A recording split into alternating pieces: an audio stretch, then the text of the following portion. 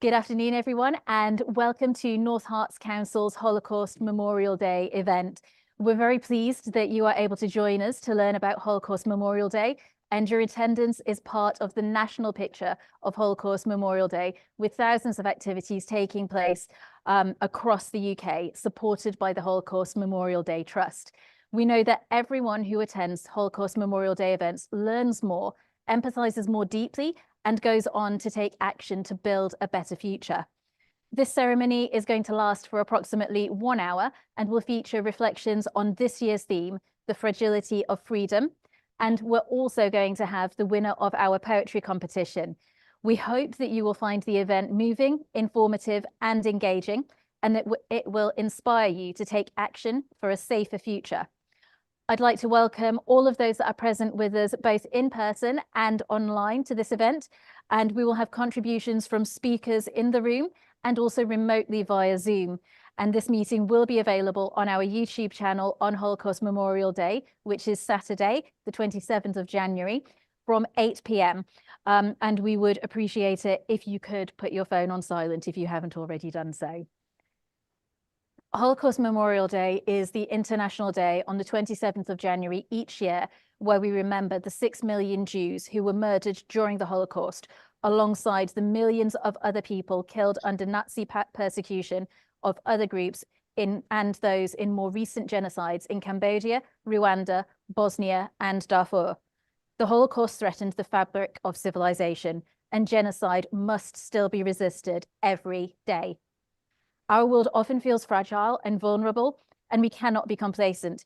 Even in the UK, prejudice and the language of hatred must be challenged by us all. We meet today at a time when we see division at home and abroad, with many of us experiencing uncertainty and worry for our families and communities. Increasing levels of denial, division, and misinformation in today's world mean we must remain vigilant against hatred and identity-based hostility. Yet we know tens of thousands of people are coming together to mark Holocaust Memorial Day to help those in need and to build a better future. Communities are standing in solidarity and experiencing togetherness even while we're apart. The theme for Holocaust Memorial Day this year, as I said, is the fragility of freedom. Events over the course of the last 2 years really have shown us how fragile our freedom and peace in the world are. But freedom isn't always suddenly taken. More often than not, it is eroded gradually over time. Likewise, genocide never just happens. Rather, circumstances occur or are created, carefully choreographed by those who are in power. They build to a climate in which genocide can take place and in which perpetrator regimes can remove the freedoms of those they are targeting. But it's not just those that the regimes target. Perpetrator regimes also restrict the freedoms of everybody in society, preventing people from challenging those regimes. Despite this, in every genocide, there are those who risk their own freedom to help others, to preserve others' freedoms, or stand up to the regime. Holocaust Memorial Day 2024 marks the 30th anniversary of the genocide against the Tutsi in Rwanda. 49 years after the Holocaust ended, and 19 years after the genocide in Cambodia, the world stood by as Hutu extremists shattered the fragile freedom in Rwanda following decades of tension and violence, culminating in the murder of over 1 million Tutsis in just 100 days. There are many forms of freedom. The freedom to self-identify, to have children, freedom of movement, freedom of expression, and simply the freedom to live. It's often easy for us to take freedom for granted, but for many, freedom has been hard won. For those who stand up for freedom, like Vali Rats, a Hungarian actress who helped hide Jews from the Nazis, and Hans and Sophie Scholl, members of the White Rose group who use guerrilla literature to challenge Nazi rhetoric. Before I close, I want to leave you with the words from one of the White Rose leaflets. We will not be silent. We are your bad conscience. The White Rose will not leave you in peace. I ask you, is it brave to stand up when freedom is challenged? Or is it simply our duty? We'll now move on to an introduction of today's ceremony. from Rabbi Alan Garber, who's a former rabbi of Shenley and is now based in Edgware, working as a therapist and teacher. Thank you once again, Alan, for joining us this year. Thank you, Councillor Elizabeth. Dennis, can you hear me okay? Yes. Okay, thank you for the introduction. It's really special that we're back together. Thank you to the North Hearts Council for putting on this most important community event, and for all the organisers and the tech people in order for us to be able to engage together. Thank you for everyone joining on Zoom and in person, by everybody watching the subsequent broadcast of this event. So as we heard in the introduction, Holocaust Memorial Day is all about taking time together to reflect and learn from the darkest parts of our collective history. The Holocaust of the Second World War saw the systematic planning by Adolf Hitler and the Nazi Party for the annihilation of the world's Jewish population. Between 1939 and 1945, over 1/3 of the world's Jewish population, 6 million men, women, and children were murdered, starved, shot, drowned, and gassed. Following these dark days, the world's never said never again. But since then, we have witnessed subsequent genocides, as mentioned, in Cambodia, Rwanda, Bosnia, and Darfur. The theme for this year is the fragility of freedom. We will hear and reflect on the horrors of when the freedoms of people are stripped away and the slippery slope to persecution and then genocide. We will learn to strengthen and appreciate our freedoms that we have in this country, and to celebrate and treasure these freedoms, and to use these freedoms to build a society of love, respect, and unity. The fragility of freedom is so important to us now with the current situation in the world, particularly reflecting in Ukraine and in the Middle East and other places around the world. As a Jew, I have felt the huge rise in anti-Semitism since the horrific Hamas attack on October the 7th, and the subsequent and ongoing war in Gaza, and the suffering and pain on both sides of the conflict. So this year's theme of the fragility of freedom and our coming together to listen to each other is so much more important. Today, we have a range of speakers and presenters from different backgrounds, faiths, and from no faiths. We come together today in thought, in prayer, and in unity to reflect and learn about our past and to build a positive present and future. Thank you.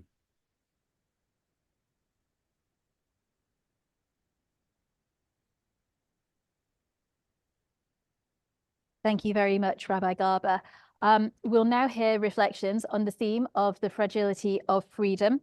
Our first speaker is the Reverend Father Tom O'Brien, Chair of North Hearts Interfaith Forum. Tom's joining us here in person.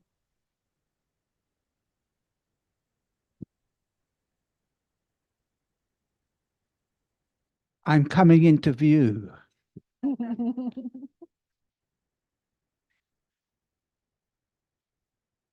Forgive me for using my phone. Here in this country, we take our freedom for granted.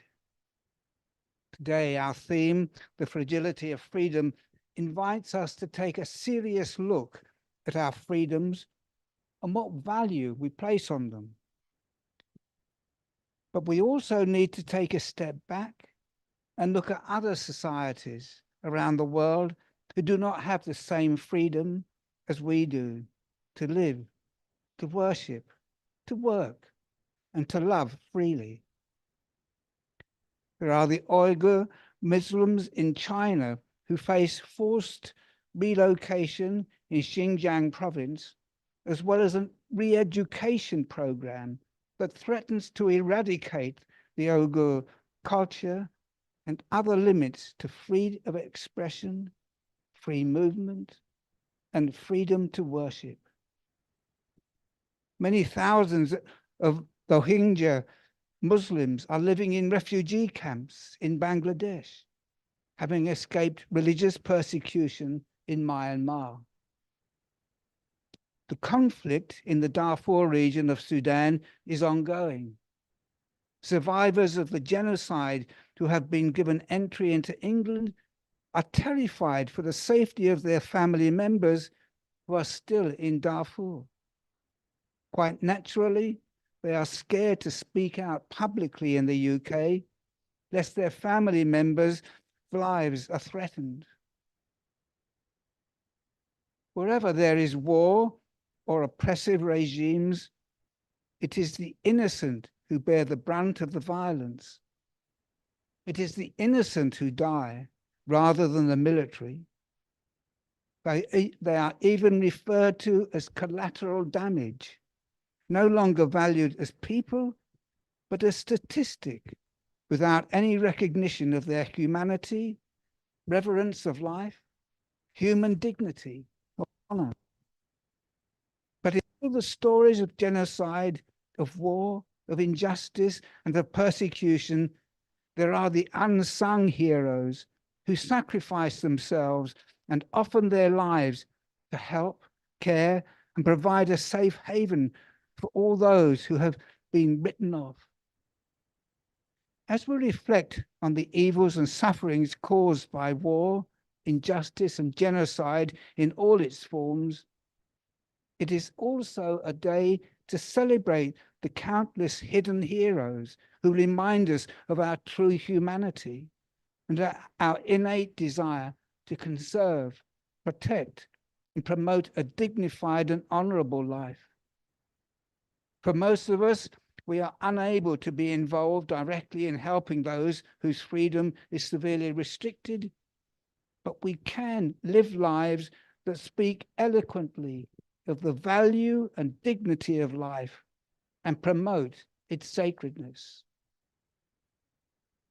Just have a little poem written by Howard Thurman. It's called "The Work of Christmas Begins."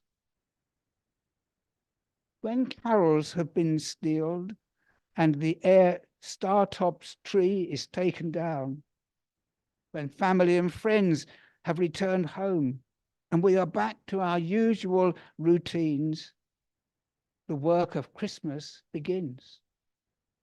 To welcome the refugee, to heal a broken planet, to feed the hungry, to build bridges of trust, not walls of fear, to share our gifts, to seek justice and peace for all people, and to bring divine light into the world. Thank you.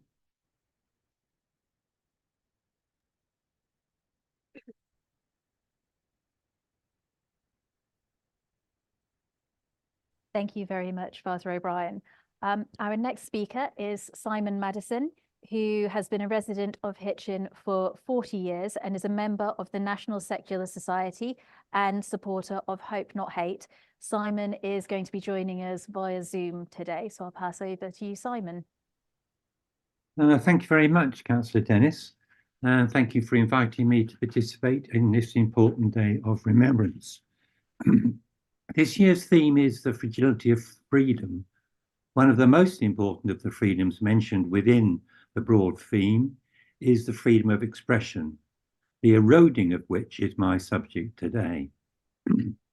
Specifically, not just our freedom of expression to talk as we wish, but the freedom of the press, and again to focus down even tighter, the importance of the work of journalists and photojournalists in keeping us informed.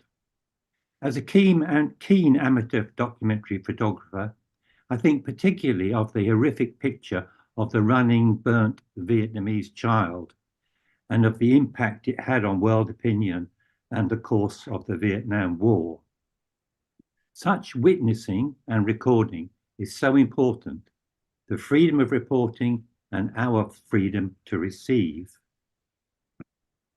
The attacks on and the limitation of press freedom in Nazi Germany and Stalin's Soviet Union kept the world largely ignorant of the Nazi death camps, and in the Ukraine of the millions starved to death in the Holodomor famine deliberately engineered in the 1930s.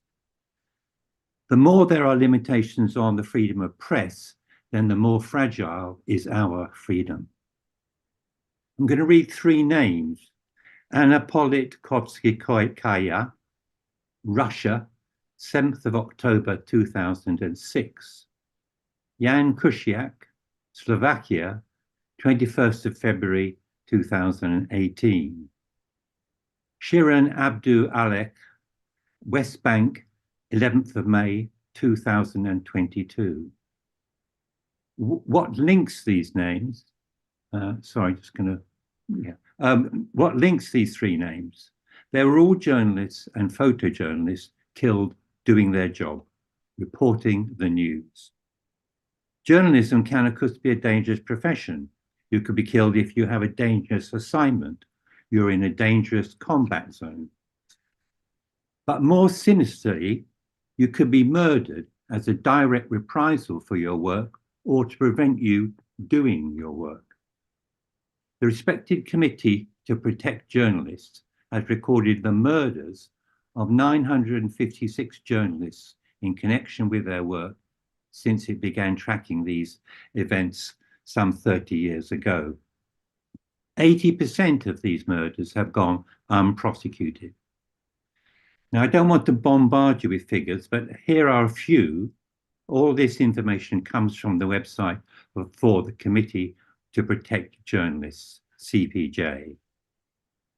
Attacks on journalists' lives and liberty escalated in 2022. The CPJ documented 363 journalists imprisoned for their work in that year, a new global high.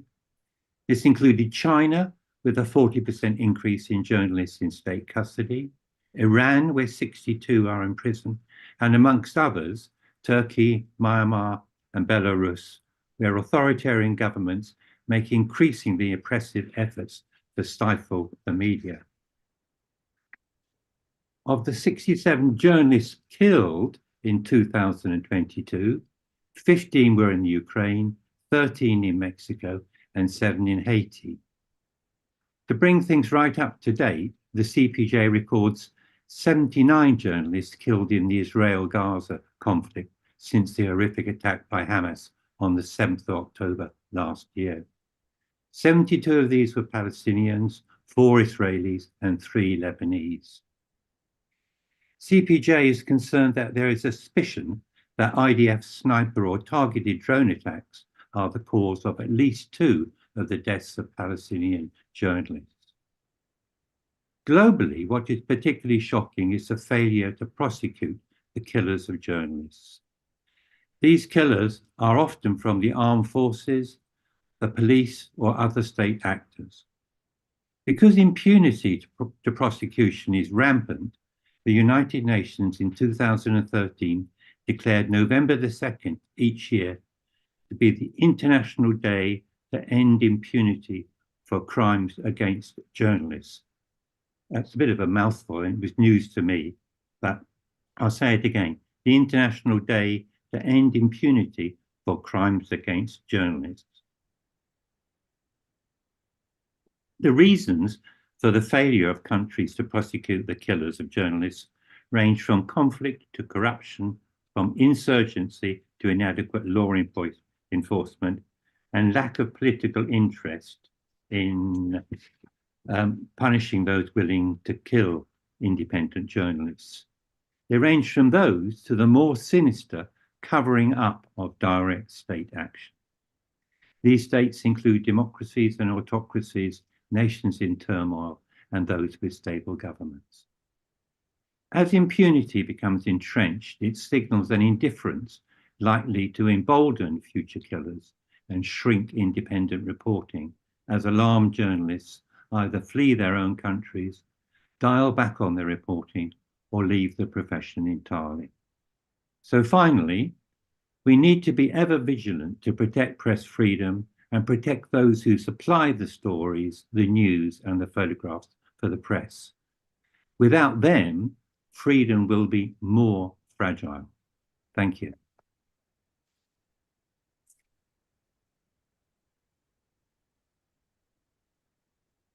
Thank you very much, Simon, for that really important reflection.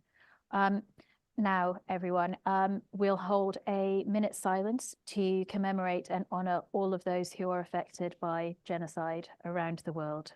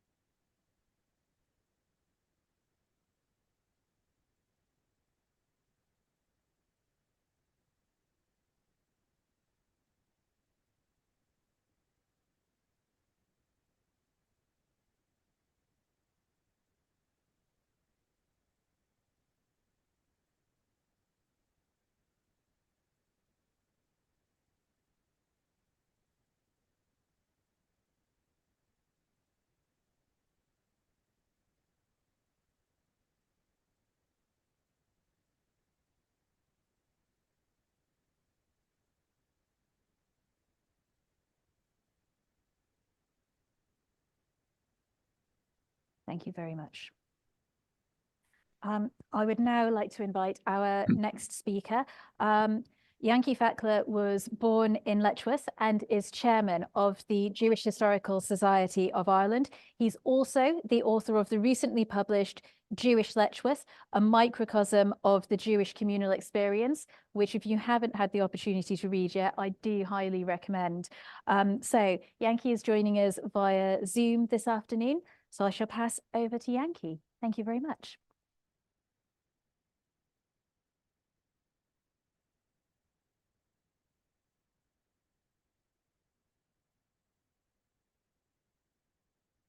Oh,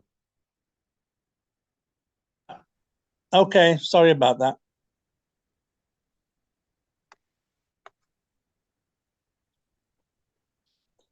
On the website of the Holocaust Memorial Day Trust, we read that in every genocide, those who are targeted for persecution have had their freedom restricted and removed.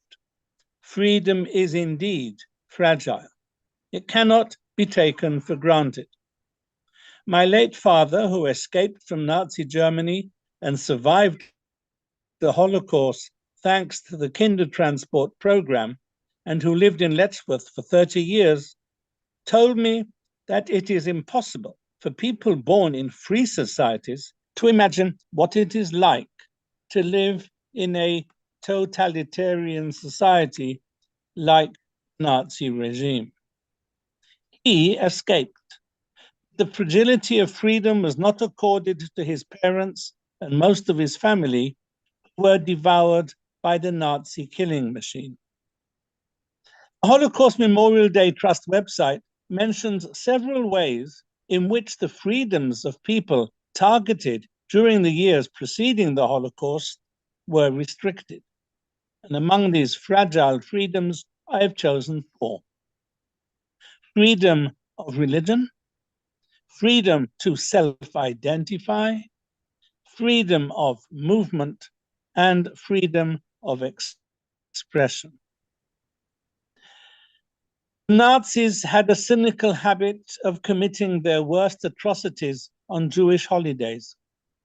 Almost 4 months ago, on the happiest day in the Jewish calendar, Simchat Torah, the rejoicing of the law, Hamas murderers committed the worst pogrom, the most unspeakable atrocities against Jews since the Holocaust. But today, I do not want to dwell on this genocidal orgy of hatred against the Jewish state of Israel. I want to talk about the atmosphere of hate and fear that has gripped Jews outside Israel since the 7th of October. Jews everywhere are feeling vulnerable in a way that is very reminiscent of the period before the Holocaust. Let's start with freedom of religion.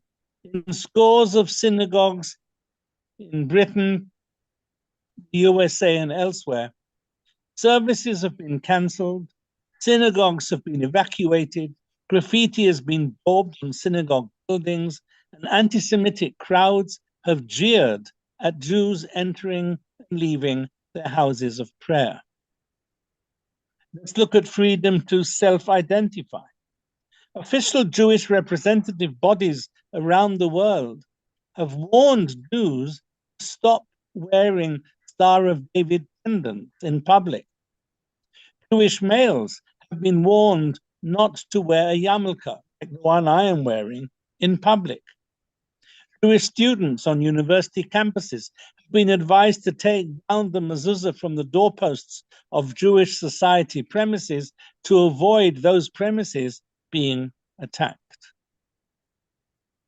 Let's look at freedom of movement. In an official poll last month, 90% of British Jews said that they were afraid to go to city centers where pro-Hamas demonstrations were taking place. A Jewish peer told the House of Lords he's more afraid when his teenage daughter travels on the London Tube than when his son serves in the Israeli army. And let's look at freedom of expression. Using the excuse of intersectionality, safe space, and other woke mantras, Jewish students' voices are being stifled on university campuses. A former Jewish minister of justice in Ireland has warned parents to think twice before sending their children to Irish universities. Such is the poisoned atmosphere on Irish campuses. Ladies and gentlemen, it is bad enough for me and my fellow second-generation Holocaust survivors to witness the insane jump in overt anti-Semitic incidents in Britain and elsewhere. Spare a thought the impact this is having on Holocaust survivors. I sat with my 97-year-old aunt last month in Jerusalem. She, like my father, reached Britain with a kinder transport and lived in Letchworth for several years. She is in a state of despair and disbelief. She kept repeating, "We were told never again." I believed that we had seen the end of the worst excesses of anti-Semitism, she said. I never believed that in my lifetime I would see the genie of barbarous, baseless hatred escape from the bottle once again. My friends, the world stood idly by and watched during the 1930s as Jews were systematically stripped of their precious, fragile freedoms, and we know where that led. It is now 2024, and the world is again standing idly by as Jews around the world, including in the UK, are watching the fundamental freedoms they had taken so much for granted once again being trampled on. Thank you.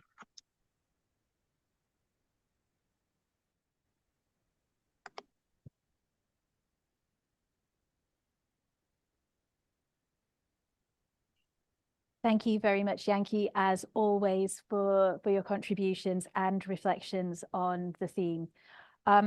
Next, I would like to invite Councillor Alistair Willoughby, who's our Cabinet Member for Communities and Partnerships, to share his reflections on this year's theme.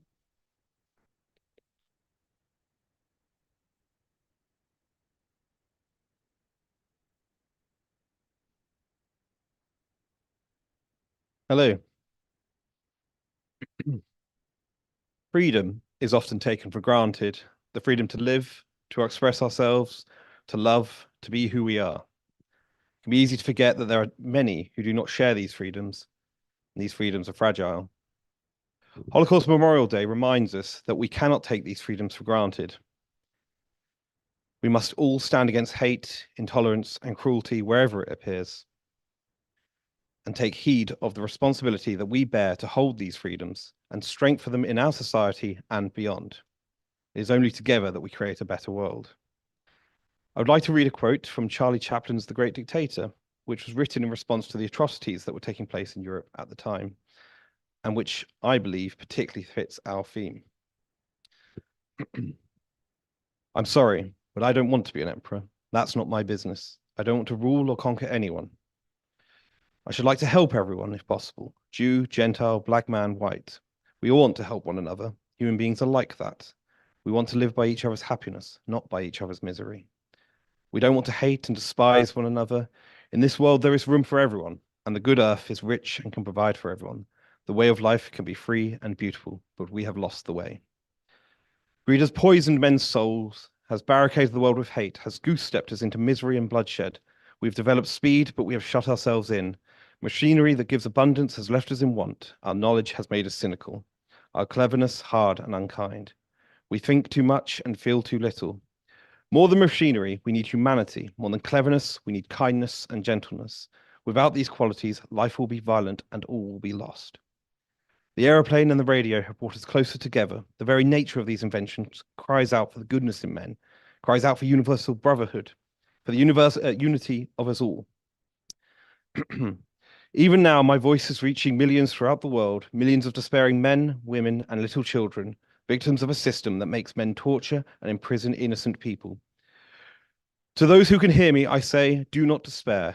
The misery that is now upon us is but the passing of greed, the bitterness of men who fear the way of human progress. The hate of men will pass and dictators die, and the power they took from the people will return to the people. And so long as men die, liberty will never perish.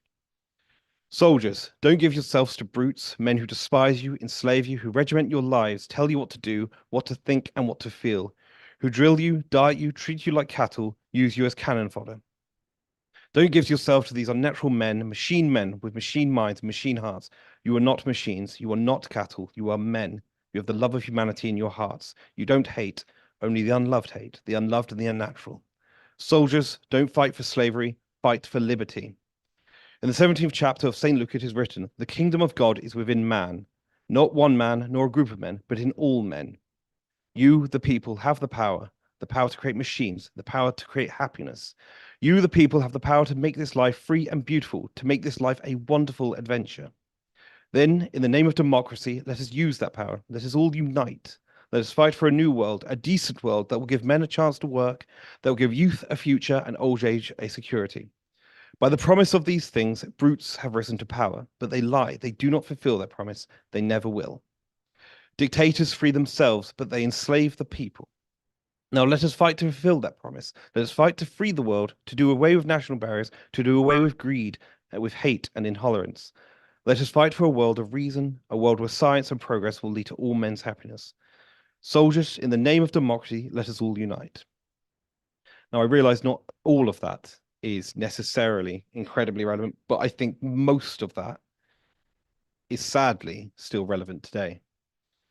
But it also reminds us that there is always hope. Thank you.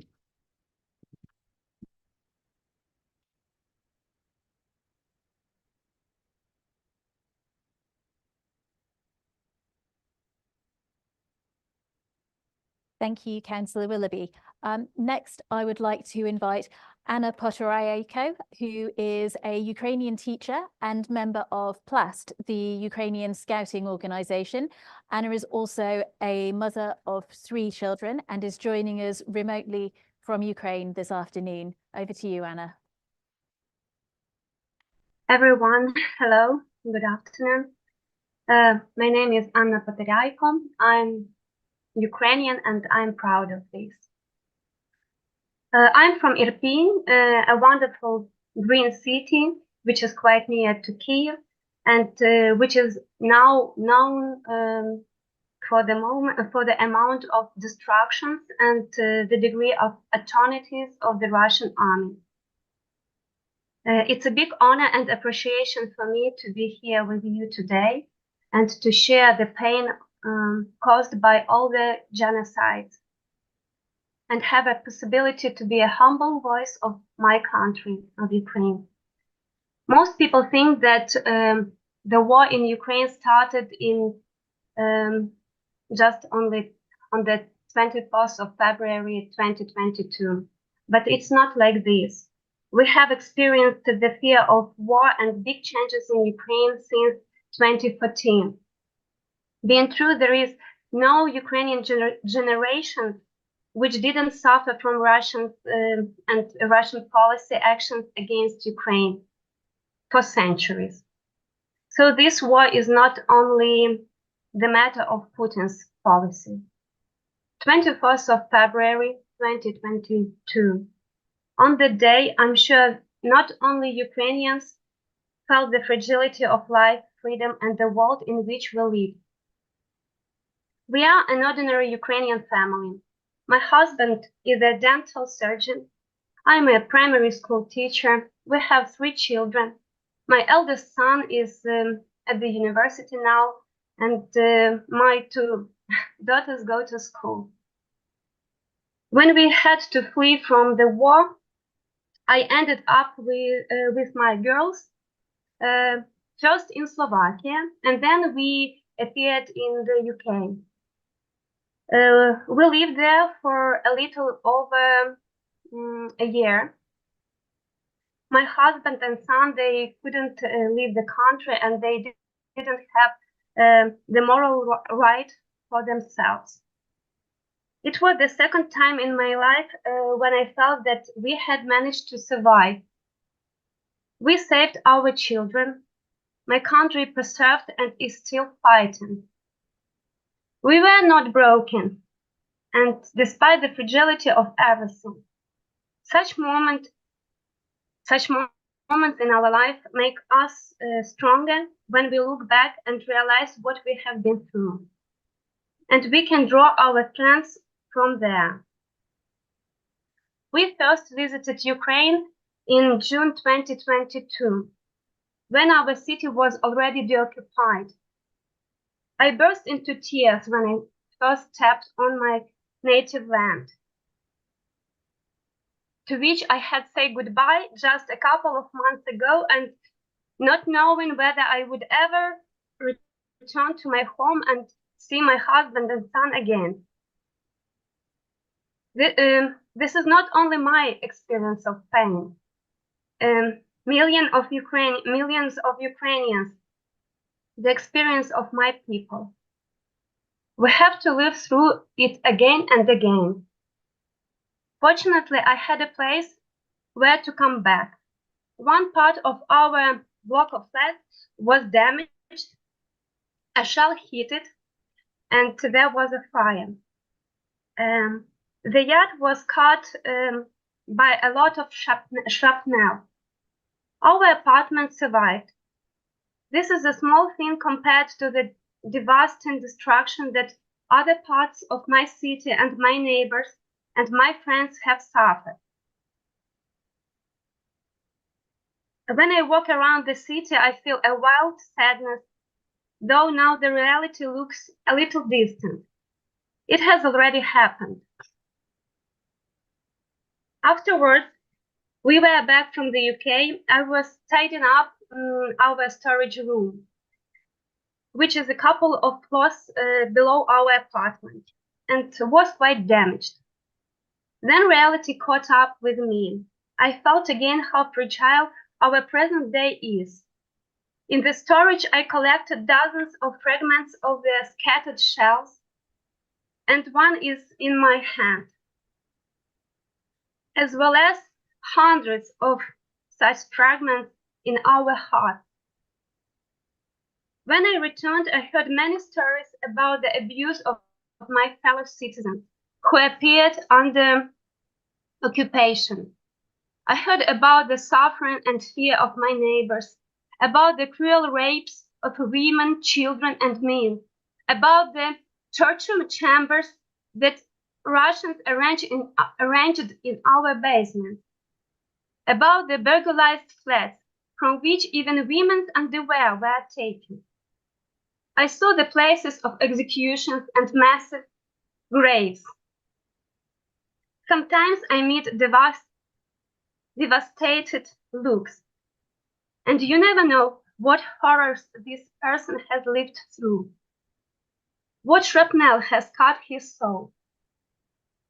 These stories were not about dignity, justice, or freedom, the values of the modern civilized world.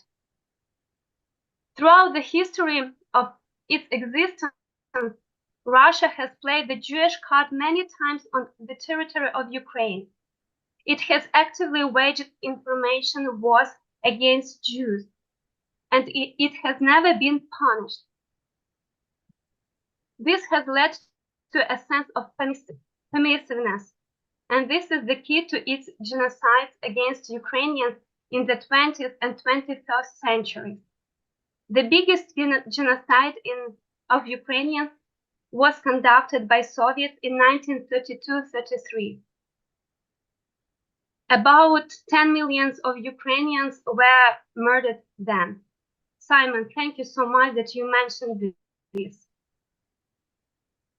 Unfortunately, there are still countries that don't believe that nowadays Russia is committing another genocide, the largest genocide of 21st century against Ukrainian people. They still believe that in the great culture of Dostoevsky and Pushkin. The history of Nazi Germany and Russia proves that no genocide can go unnoticed by the international community. After all, unrepentant and unpunished aggressor returns to its crimes after a while. Russia is an example of this. Evil must be punished. Only after punishment, the aggressor can get a chance to be forgiven. Freedom is an extraordinary, and sorry for my pronunciation. Freedom is an extraordinary value for Ukrainians. It is a special internal compass of my people and the national trait. Our century-long struggle against the Russian Empire and the Soviet Union, in which the best sons and daughters of our people died and are still dying, proves this. Any violence will spread as long as the civilized world allows it to happen, as long as the world tries to flirt with the criminal, turn a blind eye, or speak the language of law and rules that the criminal doesn't recognize and neglect. Unfortunately, power understands only the language of power. One of Ukraine's prominent public figure, church leader, and moral authority for us, His Beatitude Lyubomir Huzar, said, "To be free means to be responsible. Freedom is an opportunity to do good, the responsibility to see and not to be silent, the responsibility to act to prevent evil." Russia managed to occupy territories before forced us into the Soviet Union, now take units captive, etc. But no one can take away personal responsibility, personal freedom. Viktor Frankl and Edith Eger once mentioned this in their books about their experience of concentration camps. You always have a choice to see, to hear, not to be silent, to act. This is what inner freedom is all about. Freedom, as well as any irresponsibility, has its price. Ukraine is now paying extremely high price, not only for our freedom, but as a civilization value. Freedom is not gifted, as you mentioned several times today. It is worth of being fought for. It becomes fragile only when personal or collective irresponsibility turns a blind eye and allows evil to exist.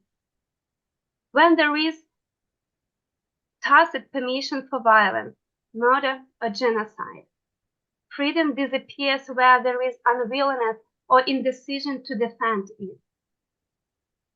I would like to share some pictures of my city and some of my friends and of my students to share something with you.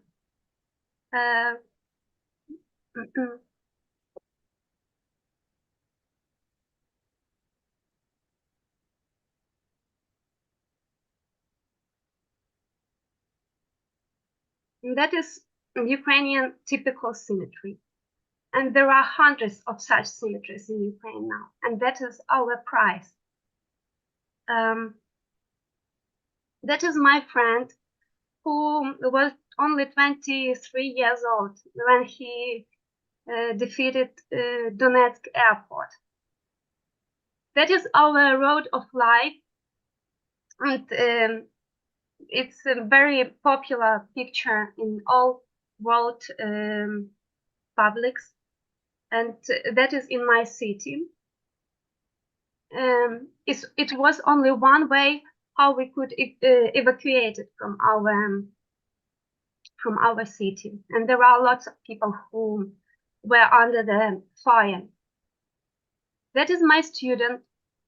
So just several weeks ago, we had a project where they should have told about prominent people or interesting places in our city. And this student drew this bridge of life and the pile of fired cars, which is in our city. That is another one cemetery. Thank you.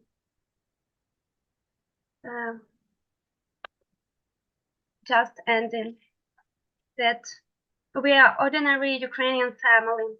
The only thing that is perhaps special about my family is that we are a family of Ukrainian scouts plus members. And we made an oath to be faithful to God and Ukraine. Many Ukrainians plus members, our friends, are now defending Ukraine at the front line, just as they did in the past. Thank you for your attention. Thank you very much, Anna, for sharing with us your experiences and those fantastic photos that really do bring home the nature of the impact that this conflict is having on people in Ukraine. I will next bring us on to Paul Chambers. Ahead of today's event, we invited local poets to enter a competition to reflect the theme, the fragility of freedom. Bow Books in Royston kindly donated a £10 book voucher to award to the winner. And Paul Chambers, who's the co-founder of the creative mental health charity Poets In, was one of the judges who helped us determine the winner. So I'd like to invite Paul up now to announce and introduce the winner of this year's poetry competition. Thank you. Very much. Also, apologies for using my phone. It is an honor to be here today as one of the judges of the incredible poems submitted.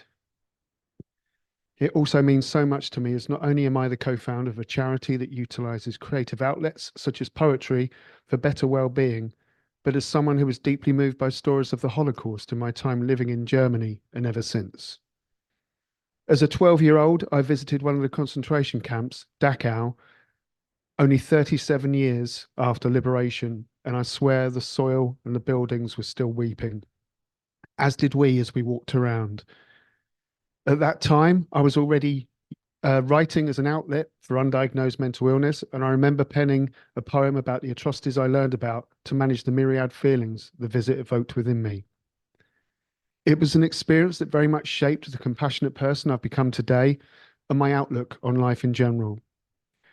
We must always continue to remember, in the hope that doing so encourages humans to recreate the evil bestowed previously upon their fellow man, and that hope must endure. To that end, I am pleased to announce the winner of the Holocaust Memorial Day Poetry Competition.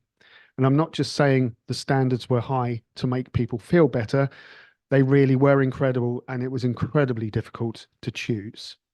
However, there has to be a winner, and in this case, it is David Burkitt with his incredible Don't It Always Seem to Go.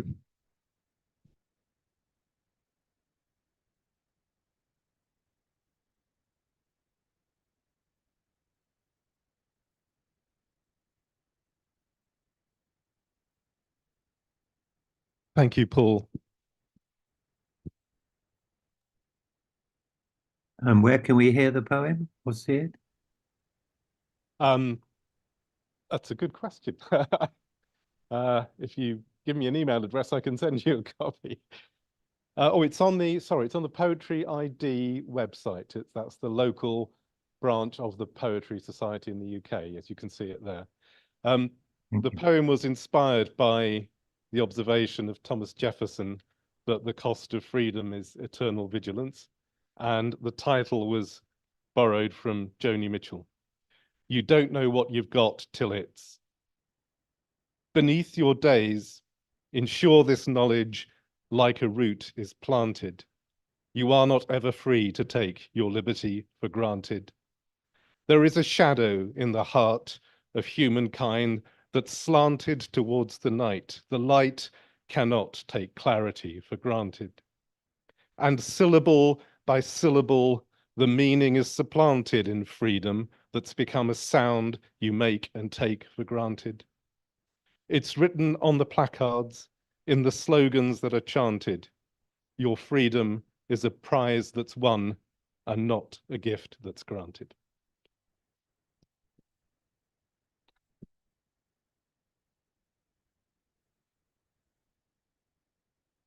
Thank you very much, Paul and David. And thank you to everybody who entered our poetry competition this year.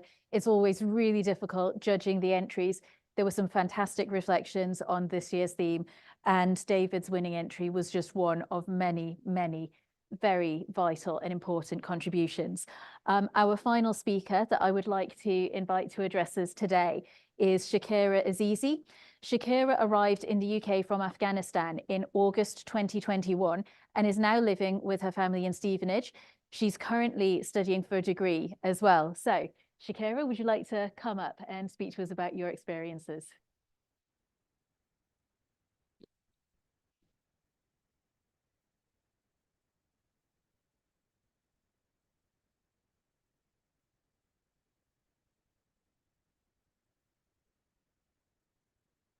Ladies and gentlemen, I'm proud and happy that I was given this opportunity to be in your presence. I'm grateful to the organizer of this magnificent conference who invited me to participate. I live in Stevenage, an area of Hertfordshire, and I live in a kind, philanthropic, and respectable community. I know that honoring and remembering historical days that have better and sweet events in them is of special importance for the survival and future of the human race. Human history is a reminder of the events and days when human freedoms were limited and the human rights of individuals were taken away from them. There are few examples of these restrictions and undermining of human rights in the history of countries and governments. And the path of history has the darkest days in it. It's possible to recall what happened in Europe in the 1930s and 1940s, or mention the events that happened in Rwanda and Cambodia. The events in Europe can be called the most heinous crimes because the most severe restrictions on human freedom were only due to their race and beliefs. The date when the collective punishment of the mankind happened and more than 6 million people were deprived of mankind happened. Were deprived of their right to live and freedom. It's clear that this black and dark days has been recorded in human history, and such as a date should not be forgotten. All of us are humans, regardless of our beliefs. First of all, it's necessary for all of us to respect the humanity of humans. Our morals and human nature advise us to respect our beliefs. Let's consider the freedom of people as our freedom and not limit it. When all of our views are based on this principle, our own freedom and the freedom of others will be protected, and incident limiting human freedom will not happen, and hopefully that will happen. Ladies and gentlemen, I'm in front of you, an immigrant from the land of pain and suffering. A land where mentioning freedom is a crime, and the punishment for wanting freedom is death. A land that has turned into a prison and a nightmare for all of its people, especially for women. I am an Afghan woman. And today you see, read, and even hear sad incident of women of my country in social media every day. I am an Afghan woman today. Thousands of Afghan girls are tortured and got beaten on the road every day. And the world is watching them and how these most oppressed people are bloodied under the white of and extremist terrorist group. Their honor and chastity and assaulted and violated in the street and prison of Taliban. Ladies and gentlemen, I know my word disturb your peace of mind, but allow me to continue with the words and heartache of women of my land. Let me remind you that today is my land, Afghanistan. Being the woman is a crime. She does not have the right to leave the house.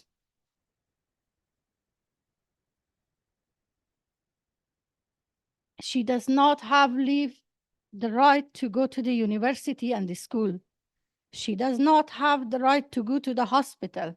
She does not have the right to go to the park and recreation, nor does she have the right to take care of her head, face, or go to the hairdresser.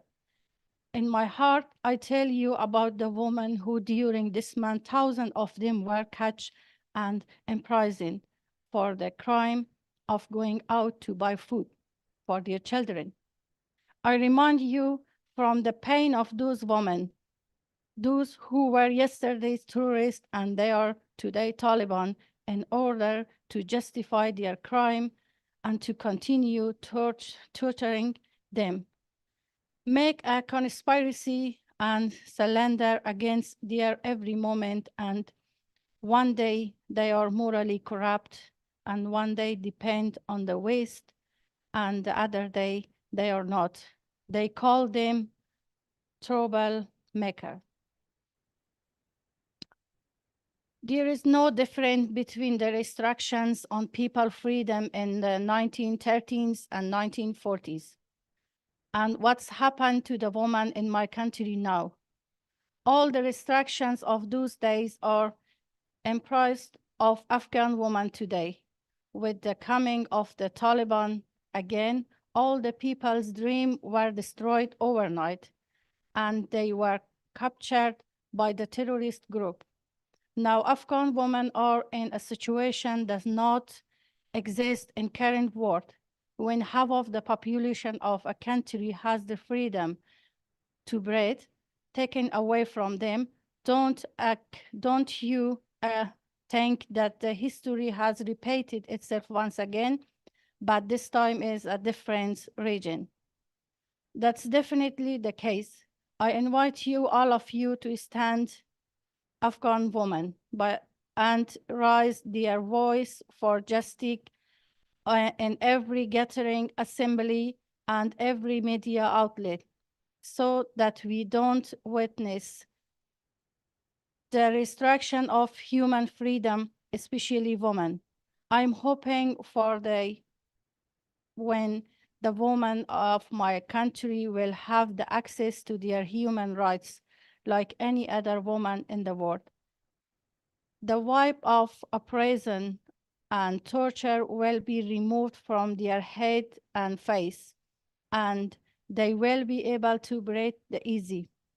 God willing, once again, I express my gratitude to the organizer of these events for giving me the opportunity to tell the story of the pain of those women in my country. And also thank you to their participants for patiently listening to me. Thank you. Sorry, because it's my second language. If that's some problem. Thank you so much. That was absolutely brilliant. Thank you. Thank you.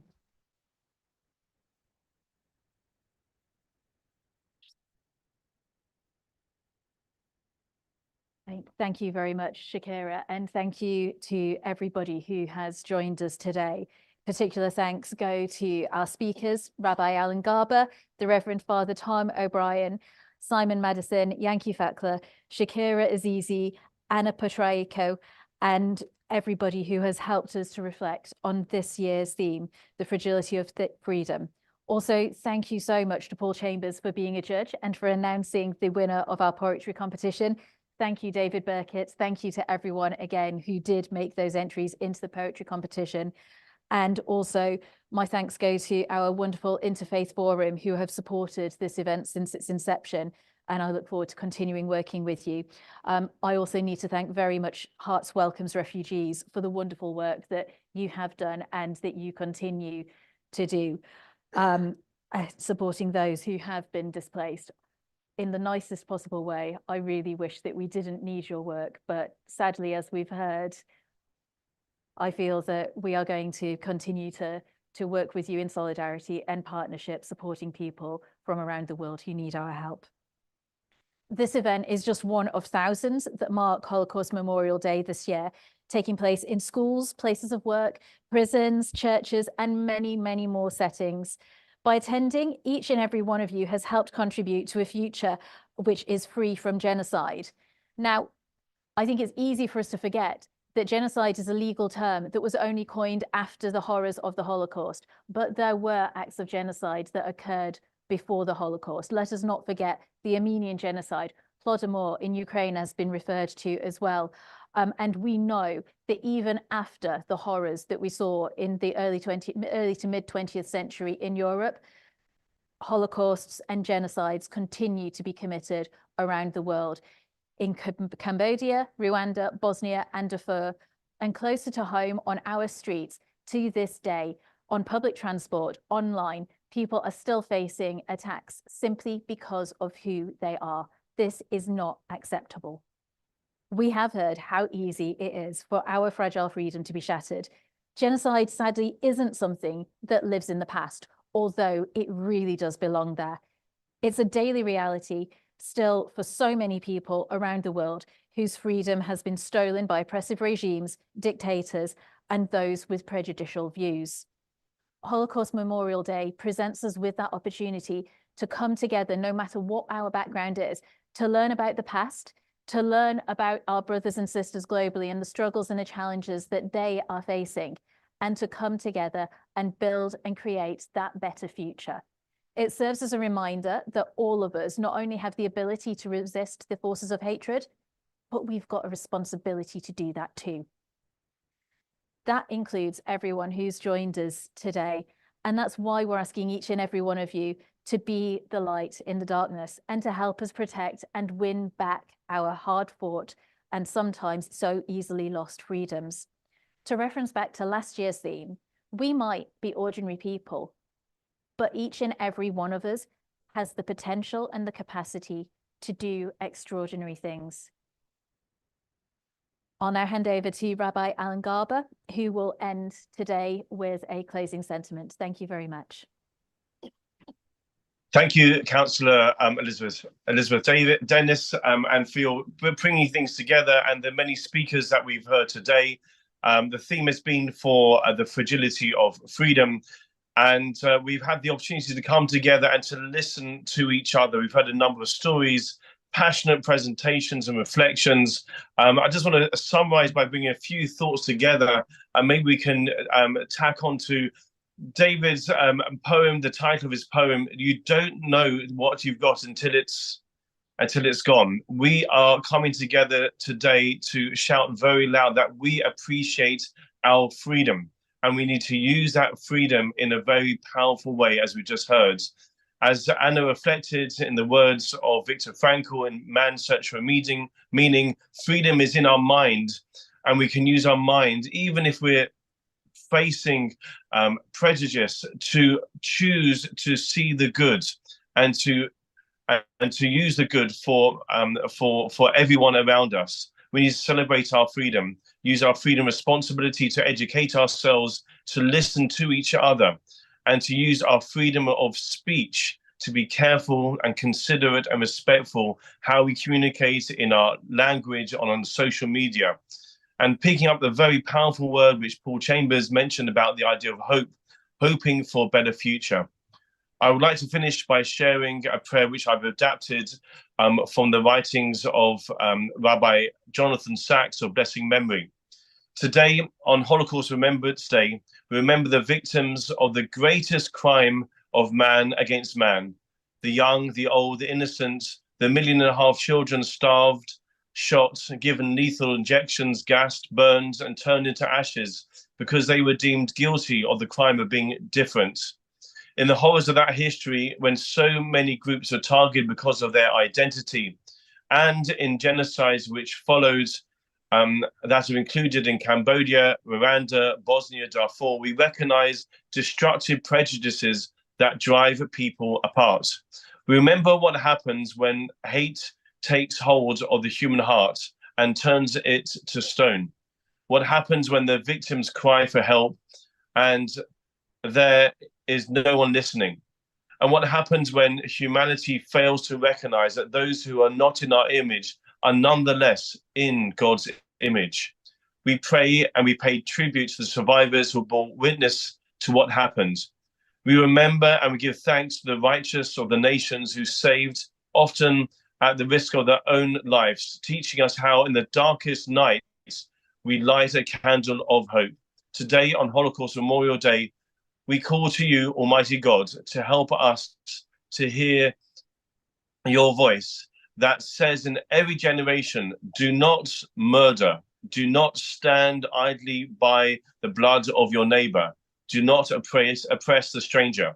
We know that whilst we do not have the ability to change the past, we can change the future.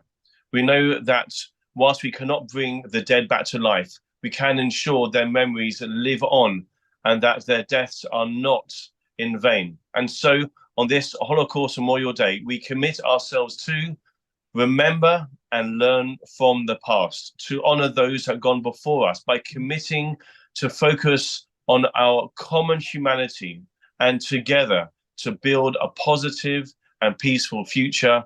Amen. Thank you so much.